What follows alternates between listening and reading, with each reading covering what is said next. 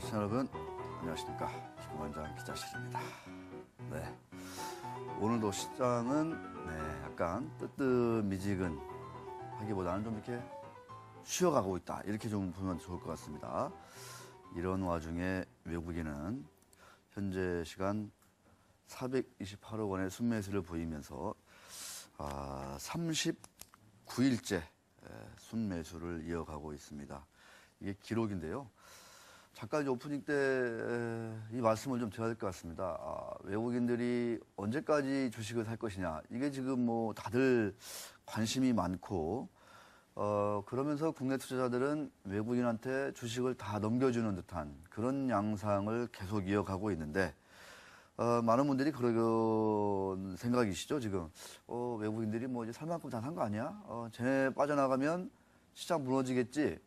지금 다 팔자. 뭐 이렇게, 생각하시고 계신데, 과거의 경험이나 이런 통계를 보면 결국 외국인들은 아무런 보상 없이 우리 시장을 떠난 예는, 그렇게 많지 않았다. 그러니까 글로벌 금융위기 때도 물론 손실을 입었지만 나중에 와장창 들어와가지고 또 막대한 또 이익을 챙긴 그런 전례도 있고요. 자, 지금 이 부분이 가장 좀 민감한 것 같습니다. 그죠? 언제까지 살 거냐? 지금 13조 원 정도 샀는데 얼마나 더 살 거냐? 제가 보니까 매수가 이어진 게 8월 23일부터거든요. 8월 23일. 지금 그러니까 한 2달 딱 됐는데 그 사이에 코스피 지수가 약 한 200포인트 올랐습니다. 200포인트 가까이. 그러니까 상승률로 하면은 한 3, 4% 이렇게 됐고, 환율이 또 이렇게 쭉 빠지면서, 오늘도 보면은 이제 장중에 1,060원이 깨졌습니까?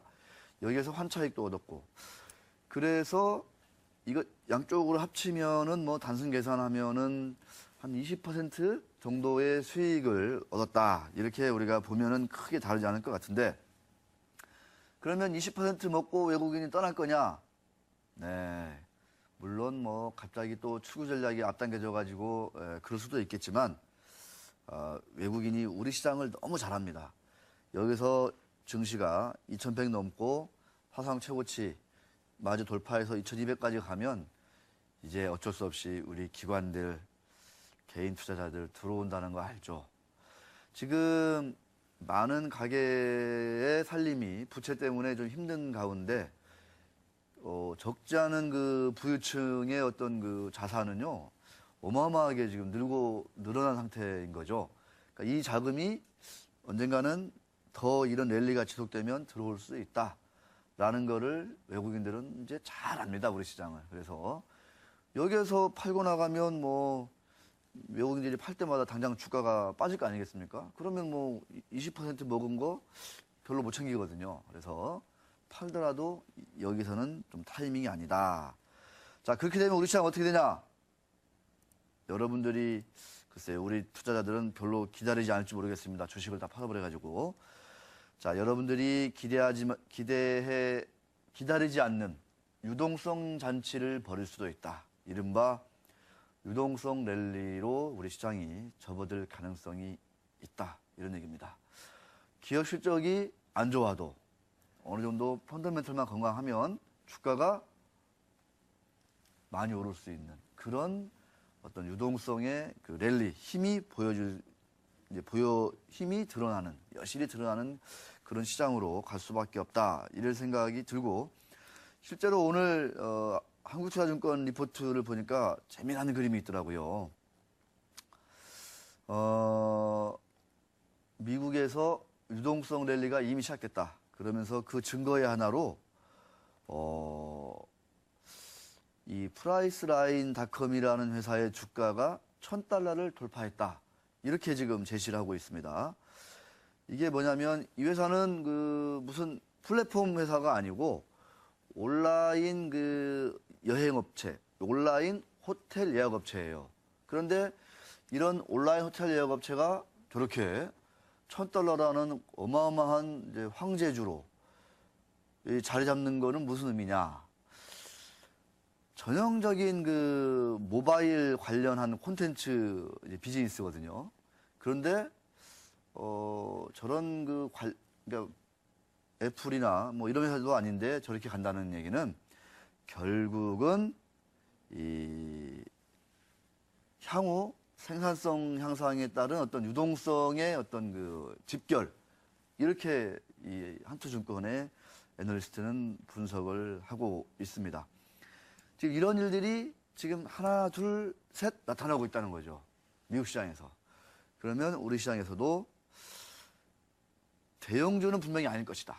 다만 중형주, 소형주 중에 실적이 조금 괜찮거나, 뭐 PBR이 낮거나 이런 그 스몰캡 또는 중형주에서 예상 밖의 랠리를 뿜어낼 수 있다.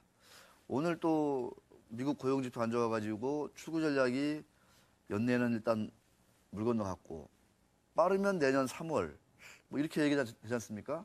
시간을 번 거죠. 선수들이. 자, 이 유동성의 방향이 어디로 가는지를 잘 봐야 될 것 같습니다. 이제. 우리 시장 많이 왔다고 하지만 13조입니다. 제가 볼 때는 여러 번 더 있다. 이렇게 봅니다. 다만 환율 같은 거 같이 보셔야 돼요. 지금 이제 주가가 아까 처음에 산 때보다 한 200포인트 올랐다고 말씀드렸지 않습니까? 200포인트. 단기간에 조금 오른 측면이 있거든요. 그래서 여기서는 무슨 큰 이벤트가 없으면 와장창창 주식을 사 들어오기는 매우가 아니라 좀 상대적으로 좀 어려워진 거 아니냐 이런 생각이 듭니다. 자, 두 번째 이슈. 뭐 혼자 방송해도 나름 잘하죠. 네, 그렇습니다. 두 번째 이슈. 우리 이상수 PD가 인정을 하지 않고 있습니다. 자, 짤막하게 환율 드디어 1,060원대 깼습니다. 이거를 외국인 투자자 동향과 잘 봐야 됩니다. 환율이 계속 빠지면 외국인은 매수 강도가 기계적으로 둔화될 수밖에 없어요. 왜냐하면 기대할 수 있는 환차익 그 정도가 수익률이 많이 낮아질 수밖에 없다. 이런 생각이 있는 겁니다. 지금 이머징을 대표하는 우리 한국의 원화가 이렇게 연일 강세를 보이고 있다. 이런 것들도 유심히 좀 지켜보셔야 된다. 같이 말씀드리고 싶습니다. 전형적인 그 경기 회복기 이런 조짐 아니겠습니까? 그렇게 봐도 될 것 같습니다. 자, 두 번째 이슈. 세 번째죠. 자, 지금 이제 박근혜 정부 출범 이후 6개월 지나고 하면서 이제 구체적으로 조금씩 이제 정책이 이제 가시화, 구체화되고 있습니다. 이 ICT 하면은 이제 창조 경제의 핵심 그 산업이고 이런 아이템인데 2017년까지 우리 정부가 총 8조 5천억 원 규모의 R&D 투자를 통해서 세계적 수준의 정보통신 기술을 개발하고 양질의 일자리를 창출하겠다 이런 계획을 밝혔습니다. 지능형 소프트웨어, 빅데이터, 클라우딩 컴퓨터 등의 분야에 연구개발비를 집중 투입할 것이다. 이렇게 말씀을 해 주셨습니다. 우리 현호섭 총리. 자, 현호섭 부총리죠. 네. 자, 이렇게 말씀해 주셨고, 오늘 또, 이어서 아주 새로운 또 이슈가 있죠. 우리 시장에 많은 영향을 미치는 이슈입니다. 애플이 아이패드 신제품을 출시했는데, 일단 아이패드 에어, 뭐 이렇게 많이들 알고 있을 것 같은데, 이게 지금 과연 삼성과의 경쟁에서 어느 정도 효과를 발휘할 것이냐, 이런 것들이 지금 초미의 관심사입니다. 아이패드 레티나, 아이패드 미니 공개 쭉쭉쭉 이어가고 있습니다.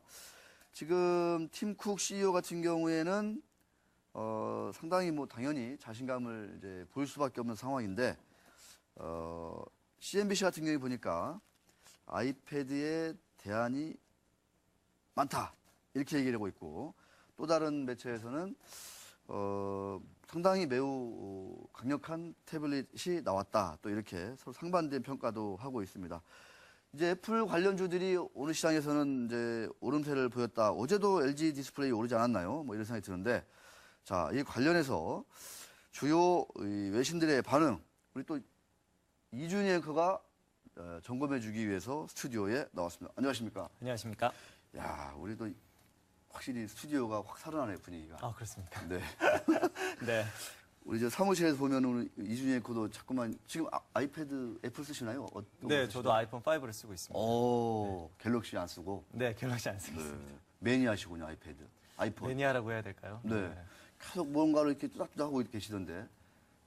남다른 얼리 어댑터다 이렇게 스스로 평가하고 있습니까? 저는 얼리 어답터까지는 아니고, 아닌데요. 근데 애플의 제품을 좀 자주 써왔습니다. 왜냐면 아이폰이 좀 상대적으로 간편하다 보니까 쓰기가 안드로이드보다는 간편하다라고 생각을 하거든요. 네, 그래서 쓰고 있습니다. 간편해서? 네. 알겠습니다. 자, 애플의 아이패드 신제품 에어. 네. 어떤 평가가 있는지 우리 저 외신도 한번 정리해 주시고 우리 또 이준희 앵커의 이 사적인 평가도 한번 생생하고 듣고 싶습니다. 먼저 외신부터 한번 전해 주시죠. 네, 일단 아이패드에 대한 반응은 대체적으로 긍정적이었습니다. 이 시장 예상대로 뭐 가볍고 얇은 아이패드가 나왔다라는 거기 때문에 뭐 예상대로 나왔다라는 평가가 주를 이루고 있습니다. 그런데 이게 너무 예상대로 나왔기 때문에 혁신에 대한 의문은 제기를 하고 있습니다. 그래서 아이패드 에어 같은 경우에는 뭐 미니를 조금 더 키운 확장판인 것 같다.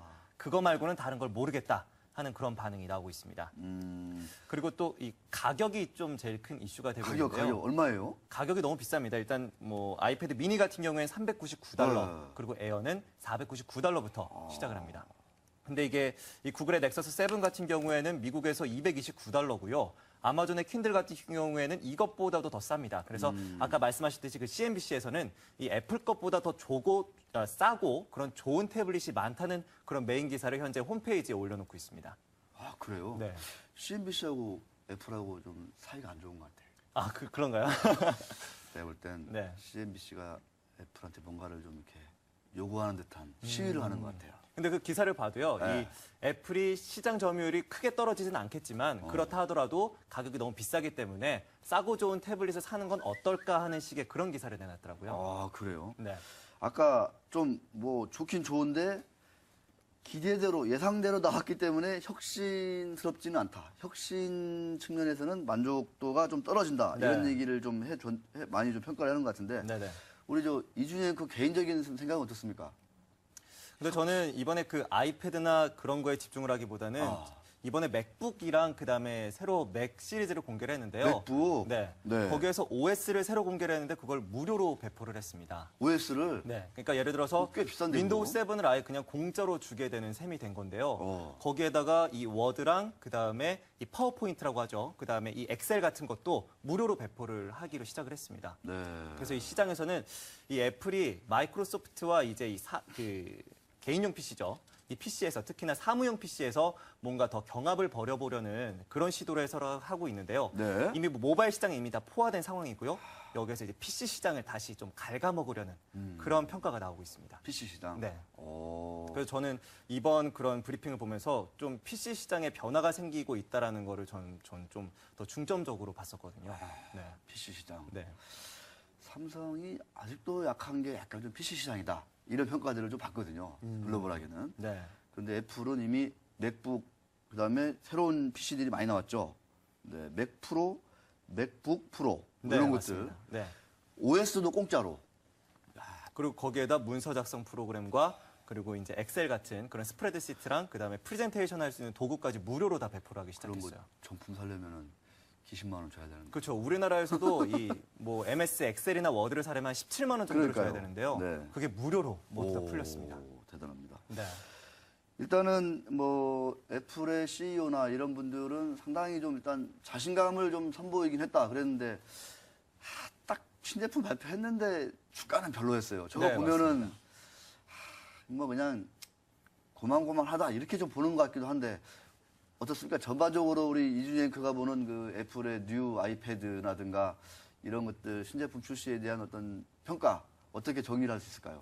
외신을 보면은 네. 이 대체적으로 그만큼 기대 이상으로 나오지 않았기 때문에 지금 이 정도 주가 수준만 유지할 수 있을 것이지 다른 모멘텀을 찾지 못했다라고 평가를 하고 있거든요. 그래요. 그래서 현재의 주가가 약간 이 보합권에서 마무리가 됐었는데 여기에서 더 이상 치고 올라가려면 다른 아이템이 필요하지 않을까 하는 걸 시장에서는 요구하고 있습니다. 그런데 네. 이번 발표에선 그게 나오지 않았다라는 점에 투자자들은 좀 더 반응하고 있는 것 같더라고요. 그래요. 네. 근데 마켓워치 이런 데를 보니까 중고 이제 태블릿 시장 이거를 좀 대체할 만한 그 수요를 자극할 수는 있다. 네, 연말 또 쇼핑 시즌이잖아요. 또. 맞습니다. 그거 앞두고 지금 나온 것 같은데. 네. 마켓워치 이런 데서는 조금 긍정적으로 많이 쓴 것 같습니다. 네. 야, 정말 얇네요. 이 두께가 정말 뭐 어마어마하게 얇아졌어요, 보니까. 네, 그래서 이번에 CEO가 발표를 하면서도 네. 현존하는 이 큰 스크린의 태블릿 중에는 제일 얇은 태블릿이다라고 강조하면서 이 에어라는 이름을 붙이는 게 원래 맥북에 들어갔었거든요. 노트북 중에 가장 얇은 노트북. 그런데 이번에 이 태블릿 중에서도 가장 얇은 태블릿이라고 하면서 이번에 이 아이패드 에어라고 공개를 한 거죠. 아이패드 에어. 네. 공기처럼 가벼울 수도 있겠네요, 어떻게 보면. 기존보다도 한 20% 정도 가벼워졌다고 합니다. 네. 대단합니다. 저 오늘 LG 디스플레이 어떤가요? 애플 관련주들 한번 볼까요? 저 우리 PD님께서 준비를 해주시는 동안 그 인터플렉스 이런 거 요새 좀 어때요? 주가가 괜찮은가요? 그런데 계속해서 이제 횡보 장세를 좀 보이고 있더라고요. 아무래도 예. 힘이 많이 부족하다라는 평가가 많이 나오고 있고요. 네. 그렇다고 해서 뭐 삼성의 갤럭시 S4가 많이 팔리고 있느냐 그것도 아니거든요. 그렇기 때문에 부품주들의 주가 흐름이 그렇게 막 크게 예전처럼 오르지는 않은 것 같습니다. 네. LG 디스플레이만 오늘 좀 관심을 받네요. 보니까 2.4%. 뭐 팀쿡이 한 1억 5천만 대 정도를 막 팔 수 있다 이렇게 하니까 여기 디스플레이 업체들은 조금 아주 고무된 그런 상황이다. 네. 이렇게도 볼 수 있을 것 같습니다. 이준혁가 또 나름대로 애플 매니아였군요. 애플 매니아는 아니고요. 요즘 워낙 이슈가 되다 보니까 저도 좀 찾아보게 됐었죠. 나중에 혹시 뭐 갤럭시로 바꾸거나 그럴 생각은 아직은 없죠? 뭐. 네, 아직까지는 뭐 잘 모르겠습니다. 알겠습니다. 자, 오늘 이준희 앵커와 함께 애플의 신제품 뉴 아이패드 에어, 그다음에 맥 PC에 대해서 얘기 나눠봤습니다. 자, 오늘 말씀 고맙습니다. 네, 고맙습니다. 네.